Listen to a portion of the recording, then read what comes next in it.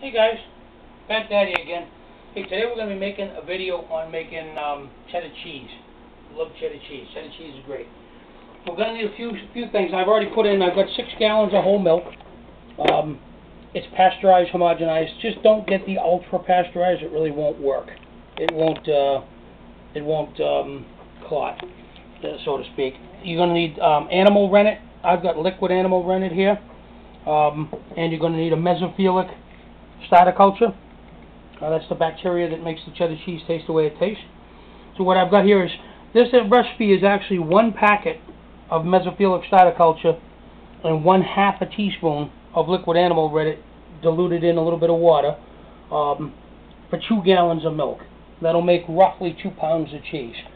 Again, I move everything up, so I'm using 6 gallons here.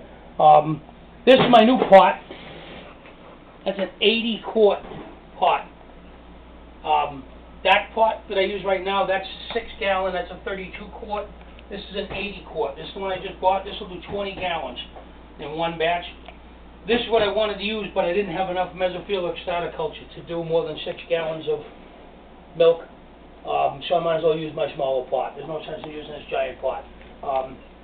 So for that, I need 3 packages of mesophilic starter culture, and I need a teaspoon and a half of the liquid animal rennet diluted in water.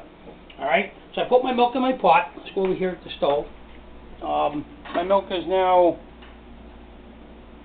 about 50 degrees or so. I've had the heat on low for a few seconds. And what you want to do is you want to heat this on a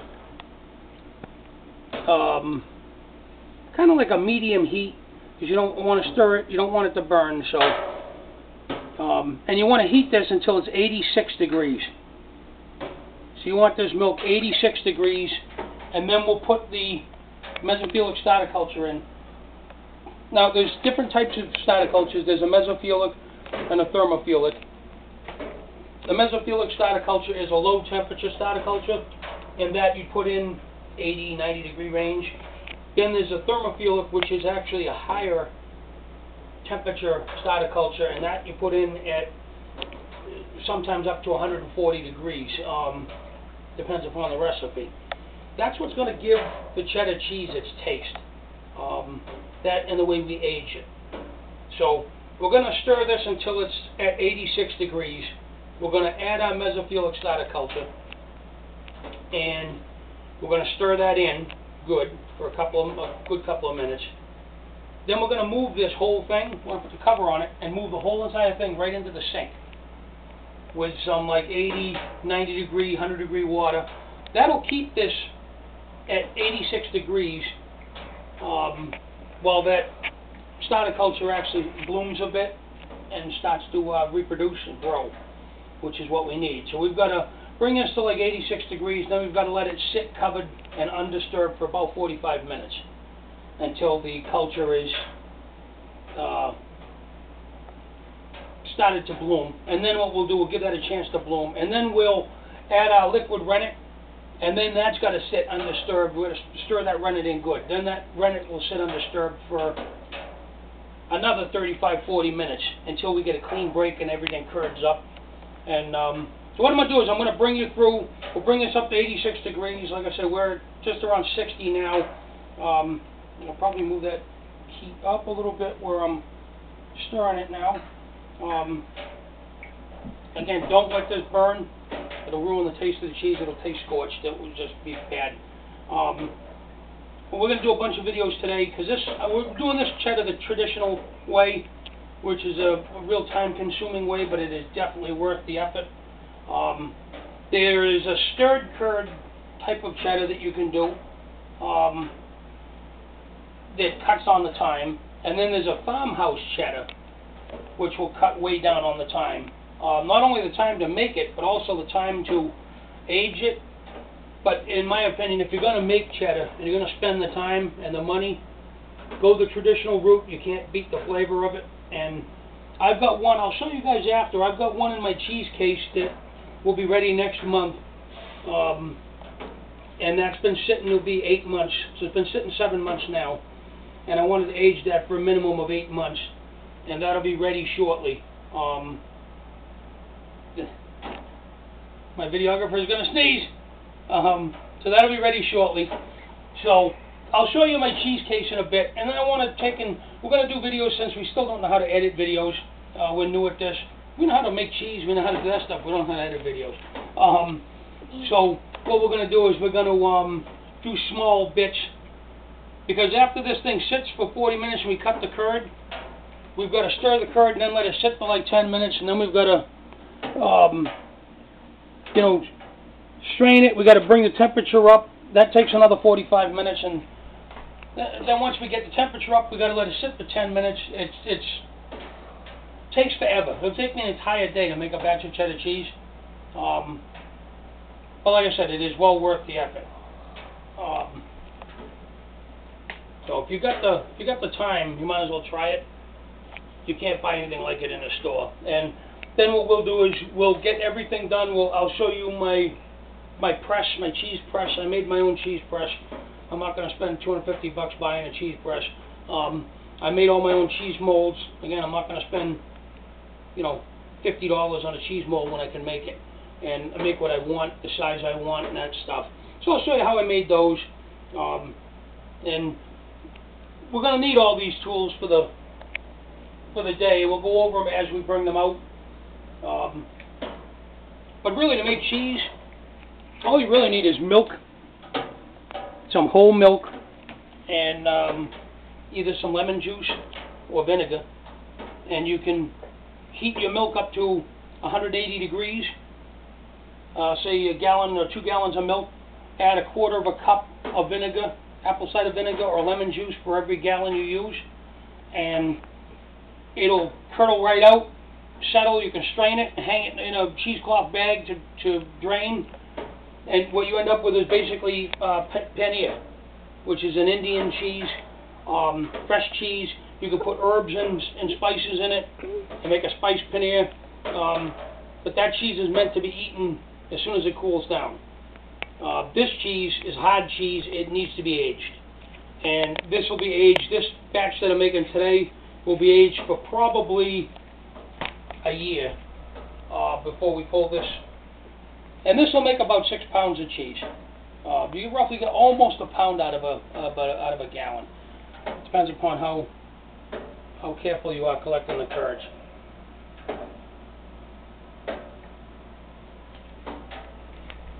This cheese takes, this milk takes a while to heat up. We're at just over 60 degrees now. We'll bring that heat right up and just stir it a little bit more. What you can also do is, and I always say I'm going to do it and then I never do it, I'm just impatient. You can buy your milk and let it sit out at room temperature for a couple of hours and warm it up that way before you bother putting it in. I put it in here and it was, you know, 38 degrees, 40 degrees. If you let it sit out for 2 or 3 hours, it'll warm up to room temperature, say 70 degrees. It takes much less time to heat up. And the other thing is, if you're making a normal batch with just a couple of gallons, it doesn't take that long to warm up to 86. This, you're doing 6 gallons. You can imagine when I do 20 gallons, how long it takes me to warm that up. Yeah, she's starting to climb now. So we'll get this up to 86. I'll show you adding a thermophilic culture. We'll move it to the sink, and then we'll close this video out, and we'll start another one when I go to add my liquid rennet. And we'll add the rennet, and then we'll do small little videos for each step of the way.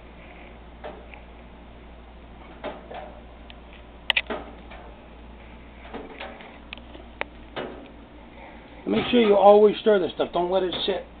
You don't want it to burn. That's the worst thing that can happen. It'll ruin the whole batch of cheese. It'll all taste burnt. You might as well just throw it out. And then after we make this, we're going to save the whey from this, and we're going to make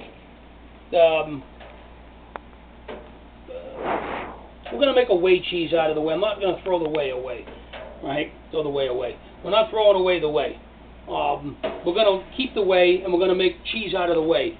I can make ricotta cheese out of the whey. There's several cheeses I can make. There's a new one I'm going to try and make today that's actually soaked in wine, and I'm going to try and that one today. I've never tried it before, but we'll do a video, because I'll end up with probably 3 or 4 gallons of whey by the time I'm done this whole thing, or more, maybe even 5 gallons of whey.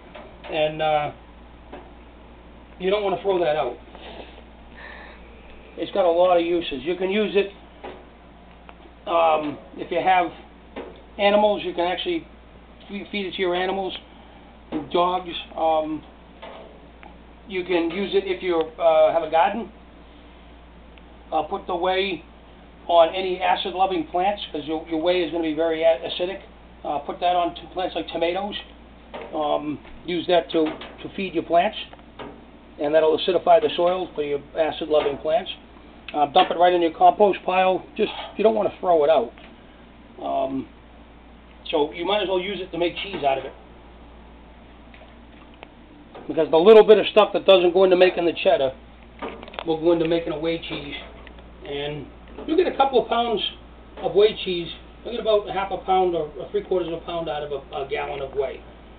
So no sense in throwing that away. That's a fresh cheese that you can enjoy right away.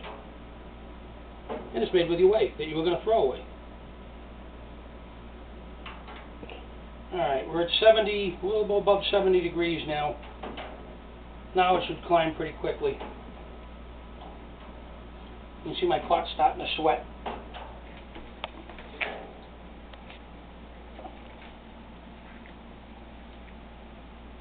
And temperature in this stuff is very important. You gotta have a good thermometer and a good way to move the temperature, because everything here, if you get this too hot, you'll kill all that mesophilic starter culture, and your cheese will just be ruined. So the other thing with this is sanitizing. You've got to be careful with cheese, because bacteria and things like that, we're putting bacteria in. We're putting molds and funguses and bacteria into this to give out different cheeses and different flavors. So you want to make sure that everything you use is sanitized, so that the only culture that's in here, the only bacteria that are in here, are the mesophilic culture that you put in here. You don't want to go through all the trouble of doing all this and then get a cheese that doesn't taste good because it gets contaminated. So again, I use my Star San. It's in a spray bottle. I wash everything down with Star San, all the utensils, my hands, everything is cleaned with Star San. That way I know that it's clean, it's not contaminated. The sink, I even wash down with Star San before I'm putting the pot in the sink. But still, you can cross-contaminate, off of that. So you want to make sure that everything, take the time to make sure everything's sanitary, run it through the dishwasher, get a sanitizer. One Step is beautiful. With One Step, I used to use that a lot. I still have some in that jug right over there. It's all pre-mixed. And what I'll do is I'll rinse out these milk jugs with One Step, those empty jugs, and then they go over there next to the wall, under the window, in that big pile of milk jugs, because I'll use those when I make laundry detergent or something like that as a place to store. So I'll use the One Step to sanitize those jugs so that I can use them for other things. Again, we don't throw nothing away here. No, we're hoarders. We don't have any problem admitting that. So we're just under 80 degrees now, so we're climbing pretty good.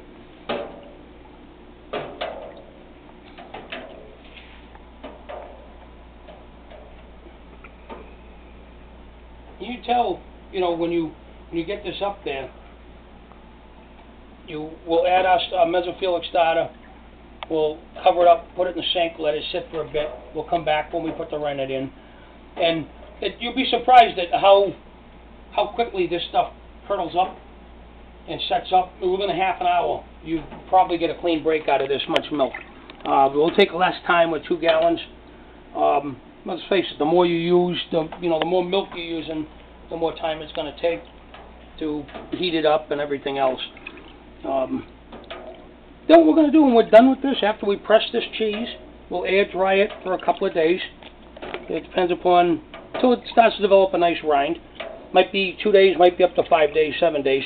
We'll air dry the thing till we have a rind on it. And then what I'm going to do is I bandage wrap my cheeses. I've tried waxing them, and I didn't have a lot of good luck waxing cheeses. So what I'm going to do now is I'm bandage wrapping all my cheese. And that's a traditional method of wrapping cheese using cheesecloth. And I use lard. And what will happen is it'll mold, the exterior will get all molded, and the mold will feed off the lard and leave your cheese alone. It won't eat your cheese. It'll eat the lard, and it'll flavor the cheese something beautiful. And I'll show you a couple of bandage wrapped cheeses that I have in there now. I have a bandage wrapped cheddar in there, and I have a bandage wrapped Gouda in there in the cheese case right now. All right, we're closing in on our target temperature here. So, again, like I said, once it starts to climb, it'll climb pretty quick, but it takes a while to heat this much milk up.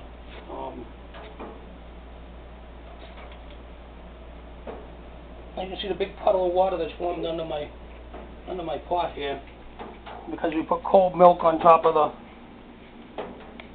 stove.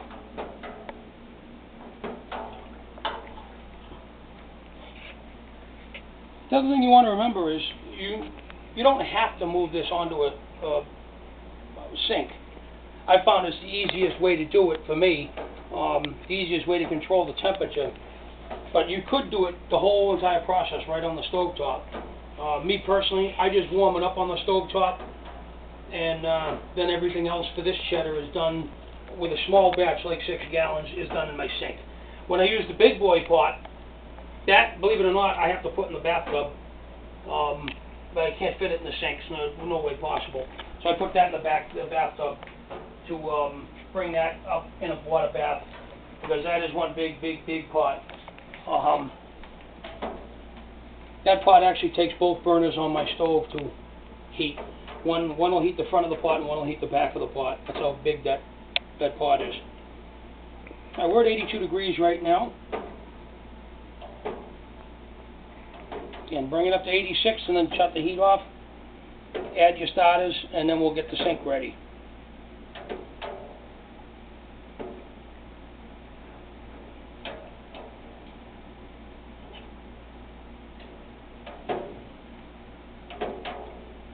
So, if you've never made cheese, I could give you the recipe. If you want to send me a link, I'll send you any recipes you want. I've got some beautiful recipes for cheese. If you want to send me a note, I'd be happy to email you back some recipes. There is one for a farmhouse cheddar that takes very little time to put together compared to traditional, and it ages in. You can age that in less than 4 weeks. You could have an edible cheddar that's actually not bad. For me, I've got a cheddar that'll be ready next month. I know I'm gonna age these. I've got enough cheddar in there to last me a month, so I know I'm gonna probably age these to one of them probably for 3 months or 6 months, and one for a year.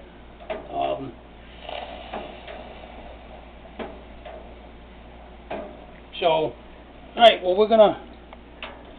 we're just about up to temperature now. So it takes a while, and I know it's been boring watching me stir milk for 5 minutes, but okay. I'm gonna get my starter culture ready. So like I said before, this is my mesophilic starter culture. That's actually 3 packets of mesophilic starter culture. So what we're gonna do is we're just gonna sprinkle that on the top, and then we want to stir from the top to the bottom. Make sure we stir that all the way through.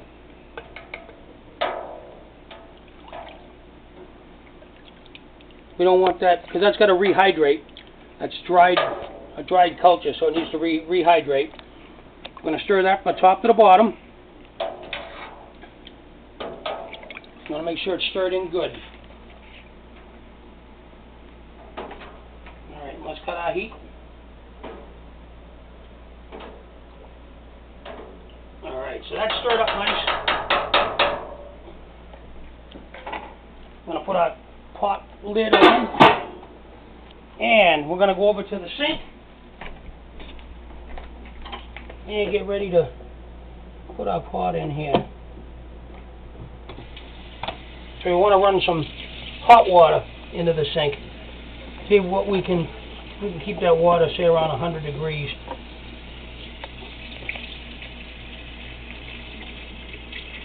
All right, so we're going to fill the sink with hot water. We're going to move that pot over here and get that in there. And then we'll see you back here when we're ready to put the liquid rennet in. And we'll do another video on that. All right? I'll see you in a little bit. Thanks. Bye.